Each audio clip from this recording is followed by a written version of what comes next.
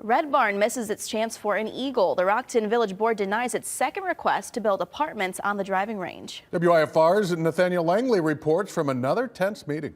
The vote is going to be no because we know we filed the wrong paperwork. Red Barn Golf Course's Richard Barnes expected to lose his permit request on Tuesday. Motion fails, 0-6. The Rockton Village Board delivered it. Once we get the right paperwork in, I'm confident we will have luxury townhouses in the range. Red Barn's owner says he can't afford a swing and a miss at the village board. The best bet for his business, building apartments on the driving range. It's been a challenge. I could continue and spend more money and get lawyers involved. The goal is not to put in luxury townhouses for the heck of it. The goal is to make the range profitable. When help came in there with the idea of changing the whole course. The proposal offends condo owners like Sandy Eddy.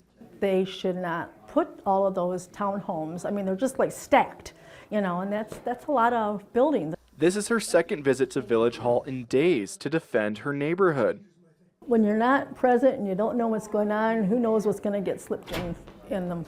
Barnes puts to PUDs, or planned unit developments, to earn building approval. He warns a day in court against Rockton may wait too, as a new village law could cost him $750 each time a golf ball strikes a nearby home. The village did not give us the due process so that I could defend what we're doing at the driving range. In Rockton, Nathaniel Langley, WIFR News.